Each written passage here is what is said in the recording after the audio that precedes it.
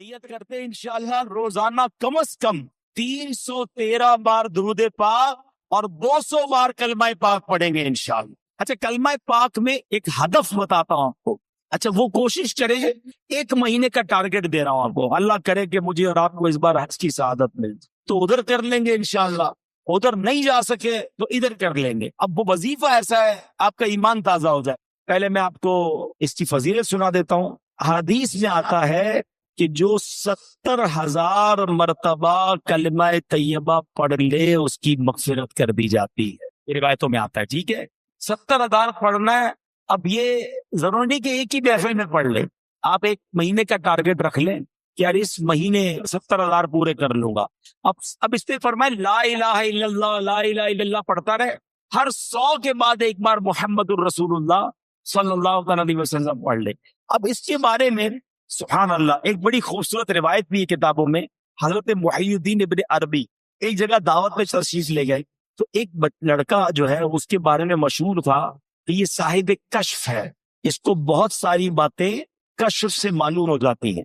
آپ نے سنا تھا تو وہ بچہ جو ہے وہ آپ کے پاس کھانا کھا رہا تھا، اچانک رونے لگا تو آپ نے کہا کیوں رو رہے ہو؟ کہ میں نے اپنی ماں کو جہنم میں دیکھا ہے، اس کی ماں کا انتقال ہوا تھا۔ شیخ ابن عربی نے تھوڑے عرصے پہلے 70,000 بار کلمہ پاک پڑھا ہوا تھا، آپ نے دل میں وہ کلمہ پاک اس کی مرحومہ والدہ کو ایصال ثواب کر دیا کہ میں اس کو ایصال کرتا ہوں۔ وہ لڑکا مسکرانے لگا، آپ نے اس کو بتایا نہیں، کہتا کیوں مسکرا رہے ہو؟ کب میں نے ماں کو جنت دیکھا۔ شیخ ابن عربی نے کہا کہ میں نے اس کے کشف سے حدیث پہچان لی اور حدیث کی برکت سے اس کے کشف کو پہچان لیا کہ یہ واقعی غیب کی باتیں دیکھ لیتا ہے، اور حدیث کتنی صحیح ہے یہ بھی مجھے اس واقعے سے پتا چل گیا۔ تو پتا چلا میرے پیارے اسلامی بھائیوں 70,000 بار کلمہ پاک، میں نے تو جب سے یہ حدیث پڑھی ہے نیت کر لی ہے، کچھ شروع بھی کر دیا ہے، میرے لیے بھی دعا کرے، آپ بھی ٹارگٹ لے لو، انشاءاللہ یہ زبان کلمے کی عادی بھی ہو جائے گی۔ اچھا پھر ضروری تھوڑی ایک بار 70,000 پڑھیں، اللہ توفیق دے، کیونکہ جب آپ پڑھو گے نا 70,000 بار یہ دل جگمگ کرنے لگ جائے، کلمے سے محبت ہو جائے گی اور پڑھنے کو جی چاہے گا۔ کبھی کہنا ہے چلو امی کے نام پہ 70,000، کبھی کہنا ابو کے نام پہ 70,000۔ اتنے تحفے دیے امی ابو نے، اور خاص طور پہ جن کے ماں باپ چلے گئے ان کے لیے تو زیادہ اچھی نیت کریں گے، تو امی ابو کے نام پر جو ہے وہ ہم پڑھیں۔ پھر اللہ پر نو توفیق دے تو پیر صاحب کے نام پہ پڑھ لے، چلو ان کے ایصال ثواب کے لیے، غوث پاک کے ایصال ثواب کے لیے، تو انشاءاللہ بزرگوں کے ایصال ثواب کے لیے پڑھتے رہیں گے، کلمہ پاک کا ثواب تو ملے گا، بزرگوں کا فیضان بھی مل جائے گا انشاءاللہ۔ تو پڑھیں گے انشاءاللہ، چلو 3 بار مل کر پڑھ لیتے ہیں۔ لا الہ الا اللہ محمد الرسول اللہ، لا الہ الا اللہ محمد الرسول اللہ، لا الہ الا اللہ محمد الرسول اللہ صلی اللہ تعالی علیہ وسلم۔ شاندار وظیفہ، اللہ اکبر، بلکہ شاید میں یہ کہوں تو غلط نہیں ہوگا کہ افضل ترین وظیفہ، جی ہاں آج اس پر بات کریں گے، اور وہ کتنا اہم ہے ہماری زندگی میں، ہمارے ایمان کے لیے، وہ بھی انشاءاللہ پتہ چل جائے گا۔ صحابی رسول حضرت شداد بن اوس رضی اللہ تعالی فرماتے ہیں کہ ہم صحابہ کرام علیہ رضوان اللہ پاک کے آخری نبی رسول ہاشمی صلی اللہ تعالی علیہ وسلم کی خدمت میں حاضر تھے۔ آپ علیہ الصلوۃ والسلام نے ہم سے پوچھا حل فیکم غریب، کیا کوئی تم میں اجنبی تو نہیں بیٹھا؟ صحابہ کرام نے کہا نہیں حضور ہم سارے مسلمان ہی ہیں اور کوئی غیر نہیں ہے۔ تو نبی پاک علیہ الصلوۃ والسلام نے فرمایا اچھا ایسا کرو دروازے بند کر دو۔ صحابہ نے دروازے بند کر دیے۔ اب آپ علیہ الصلوۃ والسلام نے فرمایا ارفعوا ایدیکم وقولوا لا الہ الا اللہ، ہاتھ اوپر اٹھا لو اور لا الہ الا اللہ پڑھنا شروع کر دو۔ حضرت شداد بن اوس کہتے ہیں ہم سب نے ہاتھ اوپر اٹھائے اور کلمہ پاک پڑھنا شروع کر دیا۔ کچھ دیر اسی طرح ہم ذکر کرتے رہے، نبی پاک ذکر کرواتے رہے، اور اس کے بعد مالک جنت قاسم نعمت صلی اللہ تعالی علیہ وسلم نے خوشخبری سناتے فرمایا ابشروا فإن اللہ قد غفر لکم، تمہیں بشارت ہو کہ بے شک اللہ پاک نے تمہیں بخش دیا ہے۔ مزید آپ علیہ الصلوۃ والسلام نے یہ بھی فرمایا کہ الحمدللہ، اے اللہ پاک تو نے مجھے یہ پاکیزہ کلمہ دے کر بھیجا، اسے پڑھنے کا حکم دیا اور اس پر جنت کا وعدہ بھی فرمایا۔ بے شک تو اپنے وعدے کے خلاف نہیں کرتا. سبحان اللہ. تو کلمہ طیبہ افضل الذکر لا الہ الا اللہ، اس کے کمال کے فضائل ہیں اور وہ جنت کا حقدار بن جاتا ہے. حلیت الاولیاء میں ہے، دو عالم کے مالک و مختار مکی مدنی سرکار صلی اللہ تعالی علیہ وسلم نے فرمایا، اللہ پاک ارشاد فرماتا ہے، بے شک میں ہی اللہ ہوں، میرے سوا کوئی عبادت کے لائق نہیں، بس اے لوگوں میری ہی عبادت کرو. تم میں سے جو کوئی میری بارگاہ میں سچے دل سے لا الہ الا اللہ کی گواہی کے ساتھ آئے گا وہ میری پناہ میں داخل ہوگا، اور جو میری پناہ میں داخل ہوا وہ میرے عذاب سے محفوظ ہو گیا. کیا بات ہے، سبحان اللہ.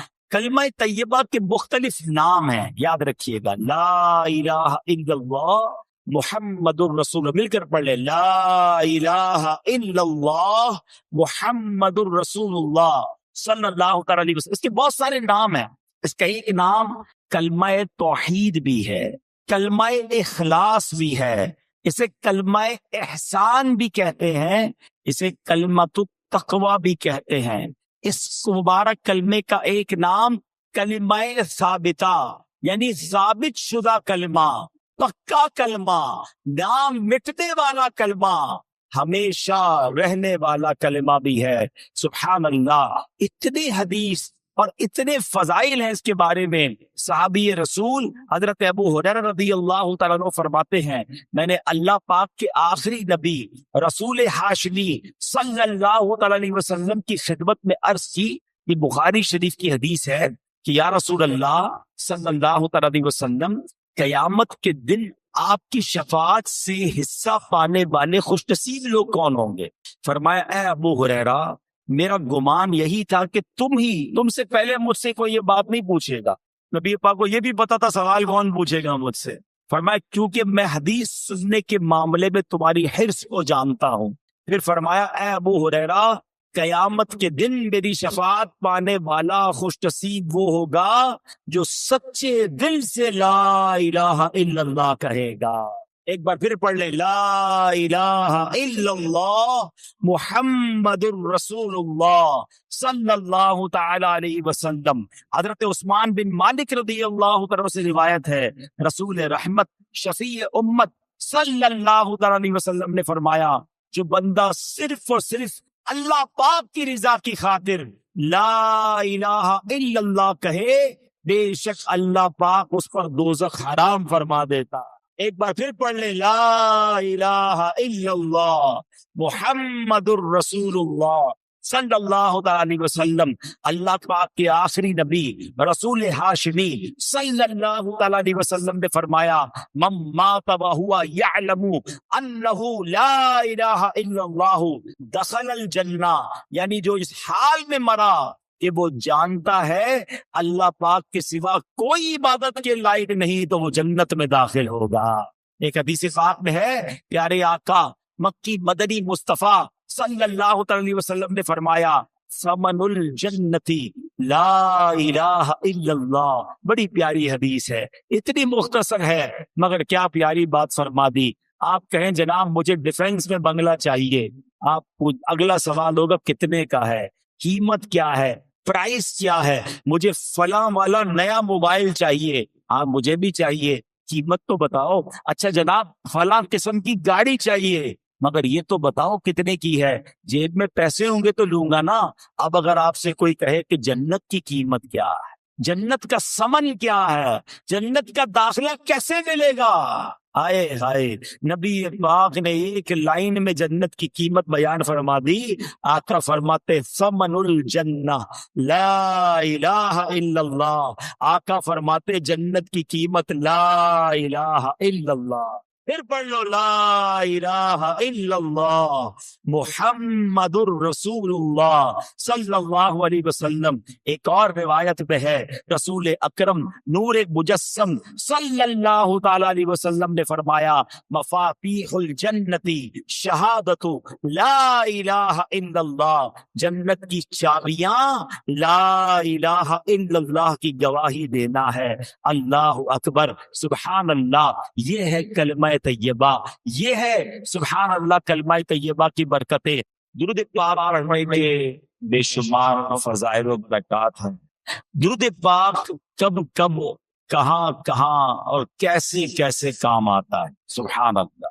ایک ایسا وظیفہ ہے کہ جس کی جتنی فضیلت بیان کرے کم ہے، یعنی کون سی پرابلم ہے، کون سی مشکل ہے جس کا حل درود پاک میں نہیں ہے۔ اگر یہ کہیں کہ ہر مصیبت کے تالے کی چابی درود پاک ہے تو یہ شاید غلط نہیں ہوگا۔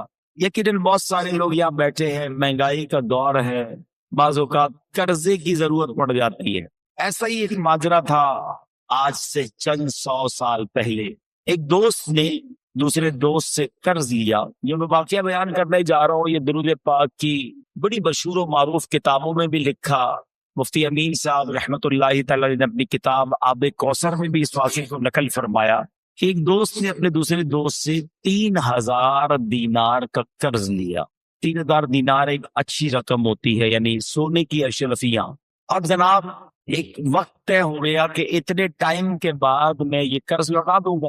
وہ ٹائم آ گیا، دوست نے کہا بھائی میرے پیسے لوٹاؤ۔ تو اب اس دوست نے کہا کہ میرے پاس پیسے تو نہیں ہے، میرا کاروبار بھی تباہ ہو گیا ہے، میں تمہیں پیسے نہیں دے سکتا۔ پہلے تو اس نے کافی کوشش کی، اس کو فالو اپ کیا، اس کو بار بار یاد دلایا۔ جب پیسے نہیں ملے تو اب اس دوست نے کیا کیا کہ عدالت میں چلا گیا۔ جج صاحب کو کہا کہ یہ میرا دوست ہے، مجھے پیسے دیے، پیسے نہیں دیتا۔ جج صاحب نے اس کو بلا لیا اور پوچھا کہ بھائی تم نے پیسے دینے ہیں؟ کہاں پیسے تو دینے ہیں۔ پھر دیتے کیوں نہیں ہو؟ پیسے ہے ہی نہیں، کہاں سے دوں، سارا کاروبار تباہ ہو گیا، پیسے خرچ ہو گئے۔ جج صاحب نے کہا تمہارے پاس 30 دن ہیں، 30 دن میں اس کو پیسے لوٹا دوں، اور اگر نہیں لوٹا سکے تو پھر میں تمہیں جیل میں ڈال دوں گا۔ اب پیسے تو تھے نہیں، کاروبار کولیپس ہو گیا تھا۔ یہ بندہ گھر آیا پریشان کہ اب کیا کروں گا، 30 دن میں اتنی بڑی رقم کا انتظام کیسے ہوگا۔ مگر اس بندے نے کتابوں میں لکھا ہے کہ شاید وہ حدیث سن رکھی تھی یا پڑھ رکھی تھی کہ حدیث پاک میں آتا ہے جس کا مضمون ہے کہ کوئی بندہ اگر مشکل میں ہو، پریشانی میں ہو، تو اس کو چاہیے مجھ پر درود پڑھے کہ جو درود پاک ہے وہ بندے کی مصیبتیں اور پریشانیوں کو لے جاتا ہے۔ اس نے کہا اور تو کوئی طریقہ ہے نہیں، پیسے تو ہے نہیں۔ صبح سے لے کر شام تک درود پڑھنے لگا۔ 27 دن گزر گئے، 28ویں رات آ گئی۔ خواب میں جب سویا تو کسی نے آواز لگائی کہ گھبراؤ مت، تمہارا قرضہ ادا ہو جائے گا، علی بن عیسیٰ وزیر کے پاس جاؤ، وہ تمہارا قرضہ ادا کر دے گا۔ صبح اٹھا، سوچنے لگا پتہ نہیں کس کی آواز تھی، کوئی اشارہ تو ملا ہے مگر ایسے کیسے میں وزیر کے پاس چلا جاؤں۔ اگلا دن گزرا، پھر رات آئی۔ اب جو رات آئی تو نبی پاک علیہ الصلوۃ والسلام خواب میں تشریف لے آئے۔ نبی پاک علیہ الصلوۃ والسلام نے فرمایا گھبراؤ نہیں، علی بن عیسیٰ وزیر کے پاس جاؤ، وہ تمہیں تمہارا قرض ادا کر دے گا۔ صبح اٹھا تو بہت خوش، آقا نے زیارت کروائی، نبی پاک نے راستہ بھی بتا دیا۔ اب دن کون سا آ چکا ہے؟ 29واں دن آ گیا ہے، آخری دن ہے، اگلے دن کورٹ میں جانا ہے۔ اچانک خیال آیا میں وزیر کے پاس جاؤں گا، اور وزیر نے کہا میں کیسے مانوں تمہیں نبی پاک نے بھیجا ہے؟ کوئی ایویڈنس، کوئی نشانی، کوئی بھی آ کے کہہ سکتا ہے مجھے نبی پاک علیہ الصلوۃ والسلام نے بھیجا ہے۔ اب اسی تذبذب میں، اسی ہیزیٹیشن میں یہ والا دن بھی گزر گیا، مگر درود پڑھتا رہا۔ رات پھر ہوئی تو نبی پاک علیہ الصلوۃ والسلام پھر خواب میں تشریف لائے۔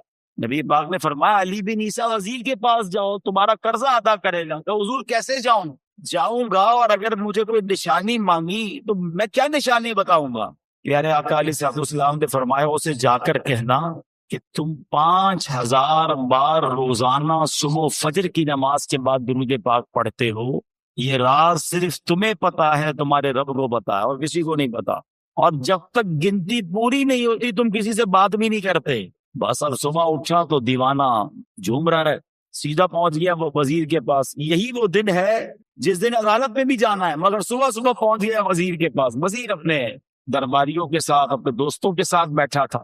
کہا پیغام دیجئے وزیر صاحب سے کہ مجھے آپ سے ملاقات کرنی ہے, بڑا امپورٹنٹ, بڑا اہم پیغام لایا ہوں. وزیر صاحب نے جب یہ سنا تو کہا پوچھو کس کا پیغام لایا؟ باہر سے جواب دیا کہ میں نبی پاک علیہ الصلوۃ والسلام کا پیغام لایا ہوں. اب وزیر تھا تو عاشق رسول, فوراً اندر بلایا تو فرمائیے کیا پیغام ہے؟ کہ نبی پاک علیہ الصلوۃ والسلام نے تمہارے پاس بھیجا ہے اور 3000 دینار مجھ پر قرضہ ہے, آپ میرا قرضہ ادا کر دیں. تو وزیر صاحب نے کہا بات تو بڑی زبردست ہے, لیکن اگر کوئی نشانی ہو میں کیسے مان لوں کہ آپ کو پیارے آقا علیہ الصلوۃ والسلام نے بھیجا ہے؟ کہا خالی ہاتھ نہیں بھیجا, آقا نے نشانی بھی بتائی ہے. کہا بتائیے نشانی کیا ہے؟ کہا نشانی یہ ہے کہ آپ روزانہ صبح فجر کی نماز کے بعد 5000 بار درود پاک پڑھتے ہیں, اور یہ راز صرف آپ کو معلوم ہے, آپ کے رب کو معلوم ہے. وزیر تو جھوم اٹھا نا, اس کے تو درود پاک مقبول ہو گئے. کہتا مرحبا یا رسول اللہ. اپنے کمرے میں گیا, واپس آیا, 3000 دینار نہیں, وہ 9000 دینار لے کر آیا. کہتے پہلے 3000 تو نبی پاک کا حکم, آقا کا حکم سر آنکھوں پر, لبیک یا رسول اللہ, یہ لیجئے. دوسرے 3000 آپ نے میرے گھر تک قدم رنجا فرمایا, اتنی پیاری خوشخبری سنائی, یہ اس کا تحفہ ہے. تیسرے 3000 لیجئے کہ آپ اپنے بچوں کے لیے اس سے کوئی کاروبار وغیرہ شروع کریں اور ایک وعدہ بھی کر کے جائیں. اب زندگی میں آپ کو جب بھی کوئی کام پڑے نا, آپ نے کہیں اور نہیں جانا, مجھے خدمت کا موقع دینا ہے. اللہ اکبر, یہ دیوانہ تو خوش. اب پہنچ گیا عدالت میں. اچھا وہاں عدالت میں سارے یہ سوچ رہے ہیں, ایوریبڈی ایکسپیکٹنگ کہ یہ تو آئے گا, آ کر کہے گا پیسے ویسے ہیں نہیں, جج صاحب نے اس کو جیل میں ڈالنا ہے. یہ تو گیا, جاتے ہی جج صاحب کے ہاتھ میں 3000 دینار رکھ دیے کہ جج صاحب یہ لیجئے, میری جو قرضہ تھا میرے دوست کو دے دیجئے. جج نے کہا ٹھہرو, یہ بتاؤ آئے کدھر سے پیسے؟ تم تو کہتے تھے کاروبار نہیں, تم تو کہتے تھے حالات خراب ہیں, کھانے کو پیسے نہیں, 3000 دینار لے کر آ گئے. اب اس دیوانے نے بھرے کوٹ میں, بھری عدالت میں گویا زبان حال سے یہ کہنا شروع کر دیا کہ اتنا دیا سرکار نے مجھ کو, اتنی میری اوقات نہیں, یہ تو کرم ہے ان کا, ورنہ مجھ میں تو ایسی بات نہیں. اس نے پورا واقعہ سنا دیا عدالت میں. اچھا اس زمانے کے جج بھی کیسے ہوتے تھے سنو. وہ جج صاحب اپنے سیٹ سے اٹھے, اپنے چیمبر میں, اپنے کمرے میں چلے گئے, عدالت لگی ہوئی ہے. تھوڑی دیر بعد آتے ہیں اور 3000 دینار جو ہے اس بندے کے ہاتھ میں دے کر کہتے ہیں کیا سارا ثواب علی بن عیسیٰ لے جائے گا؟ میں بھی تو نبی پاک کا امتی ہوں, تمہارا قرضہ میں ادا کرتا ہوں. اچھا اب یہ سارا ماجرا وہ دوست بھی دیکھ رہا ہے جس نے کیس کیا تھا. اس نے کہا جج صاحب ٹھہریے, ایسا کرم اس پر ہوا ہے, میں اس سے پیسے لے کر کیا کروں گا؟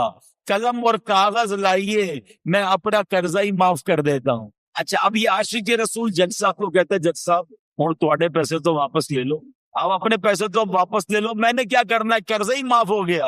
تو جج کہتا ہے بھائی اللہ کے رسول کے نام پر پیسے نکالے ہیں, اب یہ پیسے میں نے واپس نہیں لینے, یہ پیسے تم اپنے ساتھ ہی لے جاؤ. اب یہ دیوانہ جو ایک رات پہلے 1 روپیہ نہیں ہے, صبح اس کو اس بات کا خوف ہے کہ مجھے گرفتاری دینی ہے, اب 12000 دینار لے کر اپنے گھر کو واپس جا رہا. تو یہ درود پاک ہے, یہ نبی پاک کی طرف لو لگانا ہے, بس نظر پڑنے کی دیر ہے, توجہ ہونے کی دیر ہے. وہ شاعر کہتے ہیں نا, یاد رکھو اگر اٹھ گئی ایک نظر, بس وہ نظر چاہیے. یاد رکھو اگر اٹھ گئی ایک نظر, جتنے خالی ہیں سب جام بھر جائیں گے. ہمیں وہ نظر درکار ہے, اور وہ نظر کیسے ہوگی کہ ان کی بارگاہ میں درود پاک کا نذرانہ ہو, ان کی سنتوں پر عمل کرنے والی زندگی ہو, نبی پاک کی رضا والے کام ہو. پھر دیکھیں آقا جب نگاہ عنایت فرماتے ہیں, بہت سارے لوگ ملتے ہیں, پرچیاں دیتے ہیں, بیماری ہے, قرضہ ہے, پریشانی ہے, جناب گھر پہ بڑے مسائل ہیں, جس کام میں ہاتھ ڈالتا ہوں وہ کام برباد ہو جاتا ہے. سنو بریلی کے تاجدار سب باتوں کا سولوشن کیا دے رہے ہیں, حل کیا بتا رہے ہیں؟ فرماتے قسمت میں لاکھ پیچ ہوں, 100 بل 1000 کج.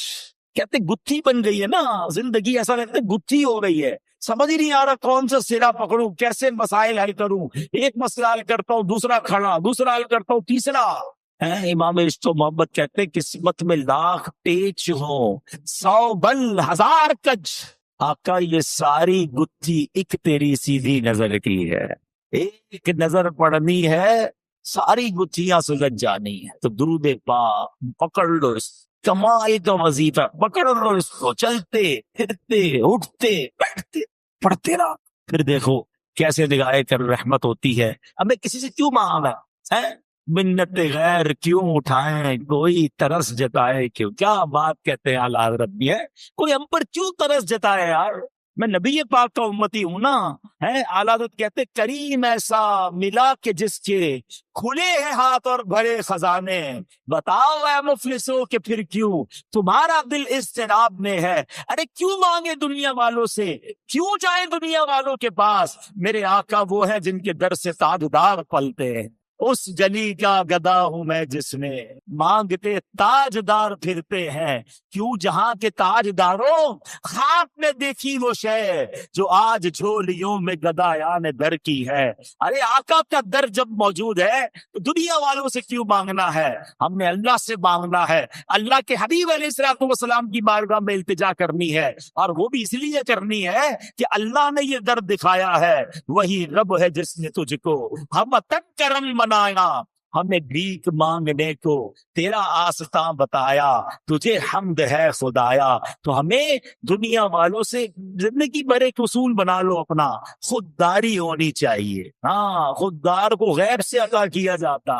अल्लाह से ये दुआ मांगो, या अल्लाह मुझे बांटने वाला बनाना, मुझे देने वाला बनाना, कभी मांगने वाला न बनाना। फिर देखो तुम्हारी इज्जत भी बढ़ती है, तुम्हारी रोजी में भी बरकत हो जाएगी। तो बहरहाल अल्लाह हमें कभी किसी का मोहताज ना बनाए, गैब के खजानों से अता फरमाए। दुरूद पाक पढ़ते रहिए, झोलियां भरी जाती रहेंगी। एक बार फिर मोहब्बत के साथ बावाज़े बुलंद दुरूद पाक पढ़ रहे, सल्लु अलल हबीब सल्लल्लाहु अलैहि वसल्लम। आज माशाअल्लाह दुरूद पाक पर काफी जबरदस्त कलाम हुआ। एक और सुभान अल्लाह, अब एक अजीब सा वाकया आपको सुनाता हूँ, और वाकया है हजरत बायजीद बिस्तामी का।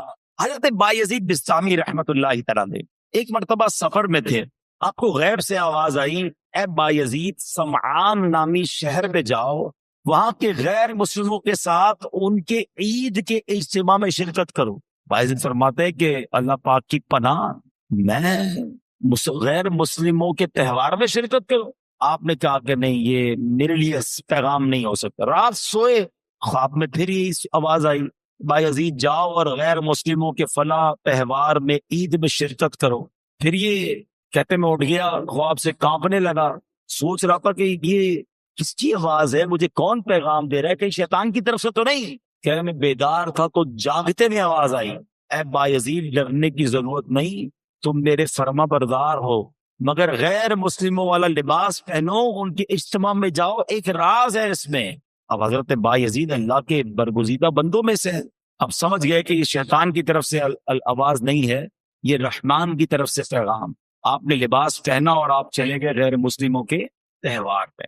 अब सारे बहुत बड़ा मैदान, बहुत बड़ा मेला, सब लोग अपने सबसे बड़े आलिम के इंतजार में बैठे हैं। कुछ देर बाद उनका आलिम आया, सब लोग बैठ गए, उसने तकरीर करनी थी, मगर जैसी वो आलिम तकरीर करने खड़ा हुआ ना, वो कपकपाने लगा, वो लरजने लगा, और वो कहता है कि लोगों ने कहा ऐ सरदार आप तकरीर शुरू कीजिए। तो कहता है कि तो हमारे इज्तिमा में एक मोहम्मदी बैठा है, एक अल्लाह के आखिरी नबी का उम्मती बैठा है, और वो तुम्हारे दीन का इम्तिहान लेने आया हुआ है, इसलिए मेरी आवाज ही नहीं निकल रही है। फिर उसने बुलंद आवाज से कहा, ए मोहम्मदी, ए अल्लाह के आखिरी नबी के उम्मती, खड़े हो जाओ। हजरत बायजीद बिस्तामी खड़े हो गए। तो उस आलिम कहता मैं तुमसे कुछ सवाल करूंगा, तुमने जवाब दिया तो उसके बाद हम सारी बातें तुम्हारी मानेंगे, और अगर तुम जवाब ना दे सके तो हम तुम्हें कत्ल कर देंगे। तो बायजीद बिस्तामी तो वलियों के सरदार थे, आपने कहा पूछो जो पूछता है। उस गैर मुस्लिम ने भरे मजमे में 61 सवाल किए, 61 क्वेश्चन किए थे बायजीद बिस्तामी से। बायजीद बिस्तामी ने सब के सब ठीक जवाब इरशाद फरमा दिए। हजरत बायजीद बिस्तामी ने उससे सवाल किया, तुमने कर नहीं है सवाल, अब मैं सवाल करता हूँ, بتاؤ آسمانوں اور جنت کی چابی کیا ہے؟ تو جو غیر مسلموں کا عالم تھا نا تو کہتا ہے آسمانوں اور جنت کی چابی کلمہ طیبہ لا الہ الا اللہ محمد الرسول اللہ ہے۔ اللہ پاک نے اس کی زبان پر حق جاری کر دیا۔ اب اپنے اتنے بڑے عالم کی آواز سن کر، اس کا جواب سن کر، اس میدان میں ہزاروں غیر مسلم تھے، سب کے سب کلمہ پڑھ کر مسلمان ہوں۔ اللہ اکبر، یا جاری رہے گا فیضان کلمہ طیبہ۔ اچھا، اب یہاں بڑی خوبصورت بات علماء نے لکھی کہ کلمہ طیبہ کے فضائل تو بہت سارے، لیکن اس کے تقاضے پورے کرنا بھی ضروری ہے۔ فرمایا کہ حضرت زید بن ارقم رضی اللہ عنہ سے روایت ہے، رسول ذیشان مکی مدنی سلطان علیہ الصلوۃ والسلام نے فرمایا جس نے اخلاص کے ساتھ لا الہ الا اللہ کہا وہ جنت میں داخل ہوگا۔ صحابہ کرام نے عرض کی یا رسول اللہ صلی اللہ علیہ وسلم کلمہ طیبہ کا اخلاص کیا ہے؟ فرمایا یہ کہ بندہ اللہ پاک کی حرام کردہ چیزوں سے بچتا رہے۔ اب ایسا نہیں صرف لا الہ الا اللہ پڑھتا رہے بھائی جنت میں چلے جائیں گے۔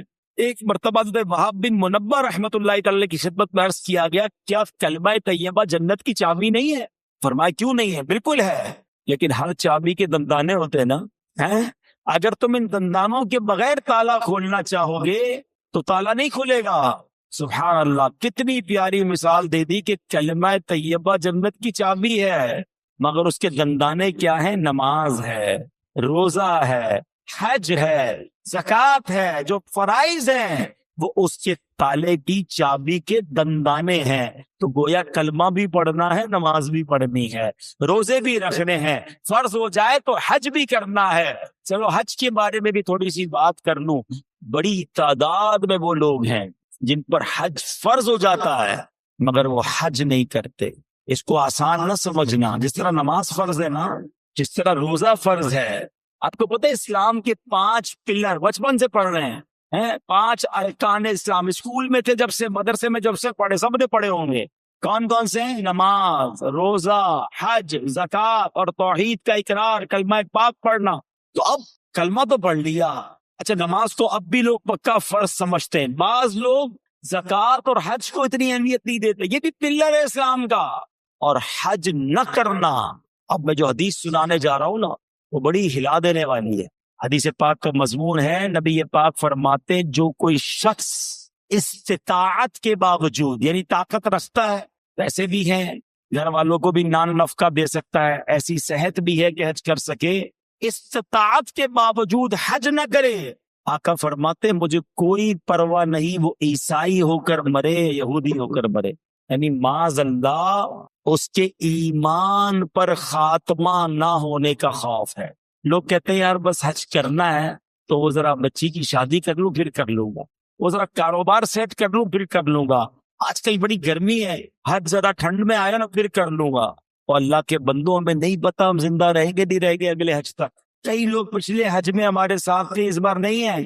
اگر فرض ہے تو دیر نہ کریں، اور اگر تم یہ سمجھتے ہو نا کہ 2-4 کام اٹکے ہوئے وہ ٹھیک ہو جائے تو حج کروں گا، ارے تمہاری بھول ہے، وہاں چلے جاؤ، سارے کام ادھر سے ہی تو بن جاتے ہیں، بگڑے ہوئے بنتے ہیں سب کام مدینے میں، بٹتے ہیں جہاں بھر کے آلام مدینے میں، مشکل میں ہو تو جاؤ نا آقا کی دربار میں۔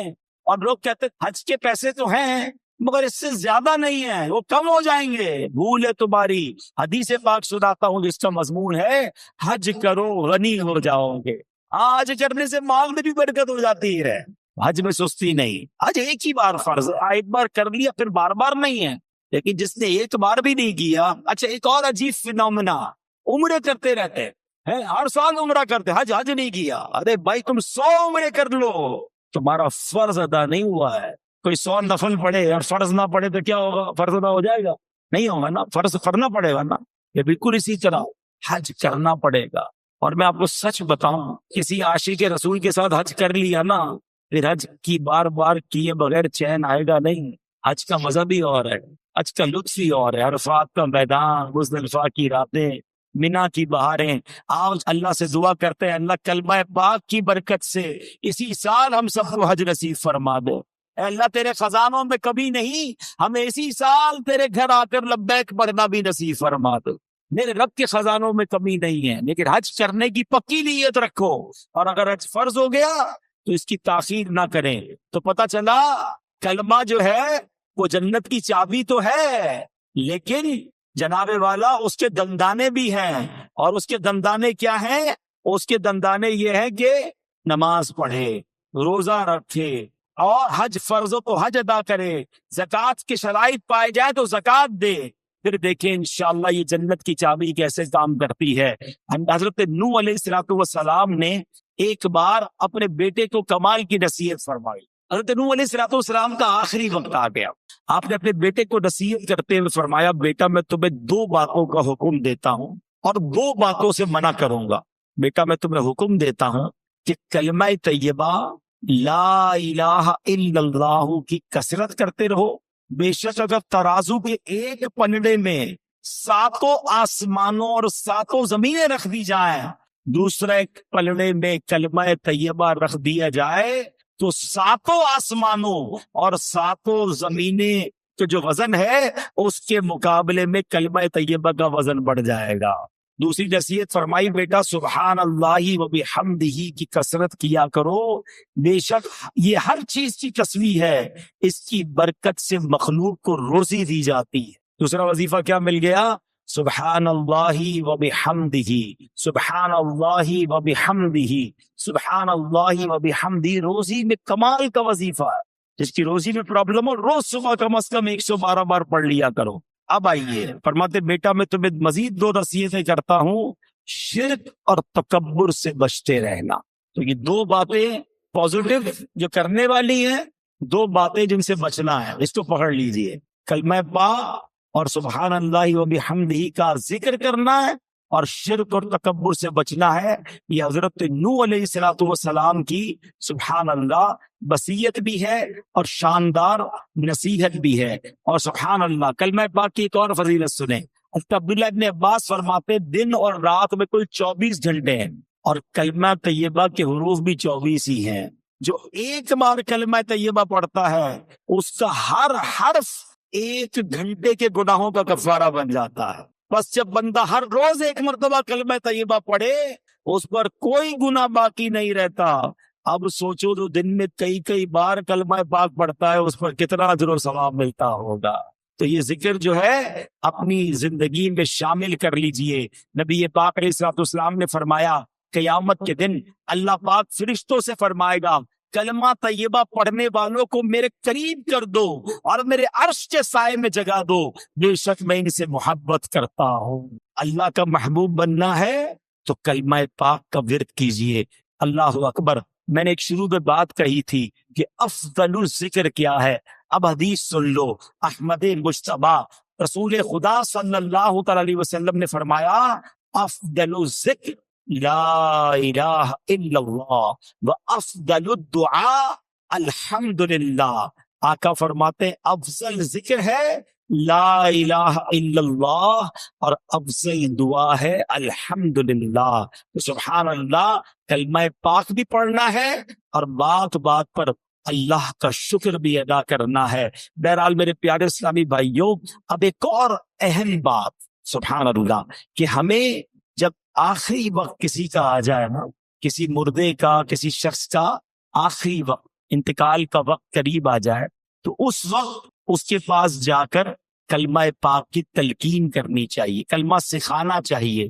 نبی پاک کا فرمان، لَقِنُوا مَوْتَاكُمْ لَا إِلَٰهَ إِلَّا اللَّهُ، اپنے مردوں کو لا الہ الا اللہ کی تلقین کرو، یعنی جو مرنے کے قریب ہو اسے کلمہ سکھاؤ، اس طرح کہ اس کے پاس بلند آواز سے کلمہ پڑھو۔ اب اس کا طریقہ بھی سمجھیں۔ بعض اوقات پتہ ہے کیا غلطی کرتے ہیں، کسی کا آخری وقت ہو اس کے پاس جا کر کہتے ہیں کلمہ پڑھو، لا الہ الا اللہ پڑھو، لا الہ الا اللہ محمد رسول اللہ پڑھو۔ یہ نہیں کرنا چاہیے۔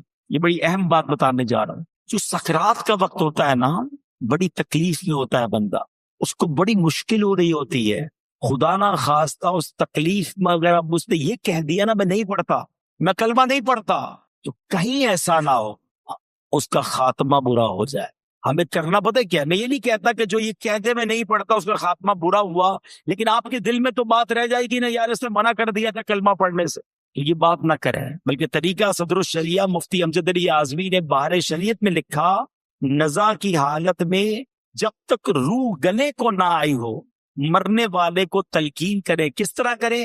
اس کے پاس جائیں اور بلند آواز سے خود کلمہ پڑھنا شروع کر دیں، اشہد ان لا الہ الا اللہ واشہد ان محمد رسول اللہ، پڑھتے رہیں۔ اب اس کو کہنے کا حکم نہ دے، آپ پڑھتے رہیں تاکہ وہ سنے اور اس کو یاد آ جائے، اور جب اس بندے نے کلمہ پڑھ لیا نا آپ چپ ہو جائے، اب کوئی اور بات نہ کرے، اس کا آخری جملہ نکل چکا ہے نا کلمہ، اب آپ خاموش ہو جائے۔ ہاں اگر کلمہ پڑھنے کے بعد اس سے پھر کوئی بات کر دی، اب دوبارہ آپ بلند آواز سے کلمہ پڑھنا شروع کر دیں۔ کوشش کریں کہ اس کا آخری کلام جو ہے وہ لا الہ الا اللہ محمد الرسول اللہ صلی اللہ تعالیٰ علیہ وسلم ہو جائے۔ اللہ مجھے اور آپ کو مرتے وقت بھی کلمہ نصیب فرمائے۔ کس کس کی تمنا ہے مرتے وقت کلمہ پڑھنا ہے؟ سبحان اللہ۔ آج کل پڑھتے ہو؟ مرتے وقت سب کو پڑھنا ہے، روزانہ کتنی بار پڑھتے ہو؟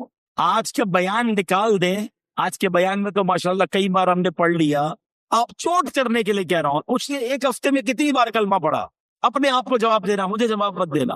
تمنا کیا ہے کہ مرتے وقت کلمہ پڑھوں، آخری زبان پر کلمہ پاک ہو، زندگی میں نہیں پڑھنا ہے۔ کتنی فضیلتیں سن لی، افضل الذکر کہا گیا اس کو۔ اور ایک بات یاد رکھنا، مرتے وقت تو ویسے ہی پڑھنا مشکل ہوگا، ہاں زبان بھاری ہو جائے گی۔ آپ نے دیکھا بخار میں الفاظ نہیں نکلتے، سر میں درد ہو تو بات کرنے کو جی نہیں چاہتا، پیٹ میں درد ہو زیادہ بندے کی منہ سے بات ہی نہیں نکلتی ہے۔ ارے یہ پیٹ کا درد، سر کا درد، بخار کچھ نہیں ہے۔ اللہ عافیت رکھے، کتابوں میں لکھا موت کا ایک جھٹکا تلوار کے 1000 وار سے زیادہ سخت ہے۔ کیسے پڑھو گے کلمہ جب پوری زندگی نہیں پڑھتے تھے؟ یہ سوچنے والی بات ہے۔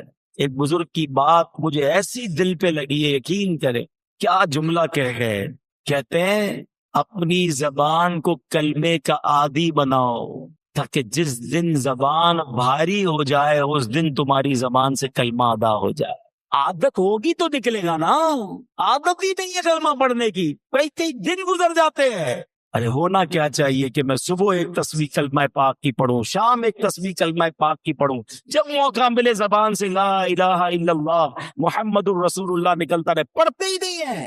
اچھا اس کو میں ایک اور طریقے سے سمجھاتا ہوں، یہ جو گندی محفلیں، بری محفلیں، برے دوستوں کے ساتھ بیٹھتے نہ بیٹھا کرو، ہیں گانے سننا، فلمیں دیکھنا، غیبتیں کرنا، گالیاں دینا۔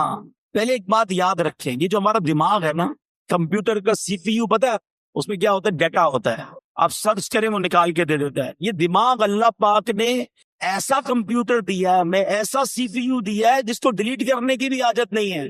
دنیا کے موبائل بھر جاتے ہیں، بھائی تھوڑی سی ویڈیو ڈال دو، کمپیوٹر میں جگہ ختم ہو جاتی ہے۔ 50 سال کا ہو گیا ہوں میں، میرے بچپن کی ویڈیو بھی دماغ میں موجود ہے۔ سب کے ساتھ ایسا ہے نا، آپ کو بچپن کے کئی واقعات ایسے یاد ہیں جیسے آپ کی آنکھوں کے سامنے فلم چلتی ہے۔ یہ کدھر سے ہے؟ ادھر سیو ہے، جس کا نام لیتا ہوں اس کی تصویر آ جاتی ہے دماغ میں۔ کیسے آتی ہے؟ سب کی تصویریں سیو ہے۔ جب پاک گیا نا اندر تو جھٹکا لگے گا تو نکلے گا کیا ہے؟ پاک ہی نکلے گا نا۔ مثال کے طور پہ یہ گلاس ہے، اس میں پانی ہے، کوئی بھائی ادھر سے گزرے اور اس کو ٹھوکر لگا دے، کیا گرے گا اس میں سے؟ بتاؤ نا، پانی گرے گا، دودھ گرے گا؟ دودھ کیوں نہیں گرے گا؟ اس میں ہے ہی نہیں دودھ۔ مولانا صاحب کیا ہو گیا آپ کو؟ دودھ تو جب گرے گا نا جب گلاس میں دودھ ہوگا۔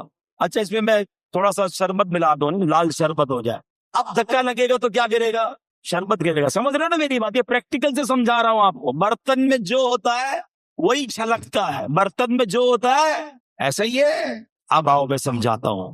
جس کے دماغ میں بری باتیں ہیں نا، گندی باتیں ہیں، بری محفلوں میں بیٹھا ہے، غلط دیکھ رہا ہے، غلط سن رہا ہے، غلط بول رہا ہے، جب دھکا لگتا ہے نا پھر وہی باہر نکلتا ہے۔ اب دیکھ لیں اچھے خاصے نیک نمازی جھگڑا ہو جائے کسی سے، ارے باپ رے باپ، ایسی گالیاں نکلتی ہے، بندہ کہ اس کو کیا ہو گیا یار؟ پتا چلتا ہے کہیں بیٹھتا ہے گالیاں سنتا ہے، ٹھیک ہے نا؟ اور کسی شریف النفس آدمی جس نے کبھی گالیاں سنی نہیں ہے، بیٹھتا ہی نہیں بری صحبت میں، اس کو دھکا دے دو، اس سے کسی کا جھگڑا ہو جائے، کہ یار نہیں مارو مجھے، کیوں لڑ رہے ہو بھائی، نہیں بھائی نہیں کرو، اس کے منہ سے گالی نکلے گی نہیں کیونکہ اندر جندہ نہیں ہے۔ چلو ایک اور ایگزامپل، ایک اور مشورہ، ایک اور طریقہ۔ آپ کشتی میں کہیں جا رہے ہیں، اچانک جھٹکا لگا، اترتے اترتے پیر سلپ ہو گیا، کسی نے دھکا دے دیا، فوراً آپ کی زبان سے کیا نکلتا ہے؟ چیک کر لو اب. کچھ خوش نصیب وہ ہوں گے جیسے ہی دھڑکا لگتا ہے نا ان کی زبان سے نکلتا ہے لا الہ الا اللہ یا رسول اللہ یا غوث اللہ. سمجھ لو اندر صحیح بھرا ہوا ہے. سمجھ رہے ہو اندر آپ کا پاک بھرا ہوا ہے. جھٹکا لگ رہا ہے اچھا ہی نکل رہا ہے. مگر ایسے بھی لوگ سن رہے ہوں گے کہ جب جھٹکا لگتا ہے نا گالی نکلتی ہے. ابے تیری ابے او پتہ نہیں کیا کیا بولتے ہیں یار. ذرا سا موٹر سائیکل کو بریک لگے سامنے والے کو گالیاں شروع. مطلب کیا ہے اندر کیا بھرا ہوا ہے گندا بھرا ہوا ہے. موت کا جھٹکا لگے گا اور خطرناک جھٹکا لگے گا. اندر اچھا بھرا ہوا ہوگا نا وہ باہر آ جائے گا. اور اگر اندر برا بھرا ہوا ہوگا نا بے حیائی برائی گالیاں مارے نہ جائیں کہیں مرتے وقت بری باتیں زبان پہ نہ آ جائیں. ہماری تمنا کیا ہے کلمہ پڑھتے پڑھتے درود پڑھتے پڑھتے یا رسول اللہ کہتے کہتے میں وہ سنی ہوں جمیل قادری مرنے کے بعد میرا لاشا بھی کہے گا الصلاۃ والسلام. یہ پڑھتے پڑھتے جانا ہے نا تو دنیا میں پڑھو گے تو آخرت مرتے وقت آئے گا نا زبان پہ. ادھر گالیاں دینی ہے ادھر لڑائیاں کرنی ہے ادھر غیبتیں کرنی ہے اور تمنا یہ کہ مرتے وقت کلمہ نصیب ہو. نہ کرو ایسا. آج سے نیت کر جاؤ کہ اگر کلمے والی موت چاہیے تو کلمے والی زندگی بھی چاہیے. چابی اگر جنت کے دروازے کو کھولنے والی چاہیے تو چابی کے دندانے بھی تو چاہیے نا. تو اب انشاءاللہ ذکر و درود سے زبان کو کر رکھ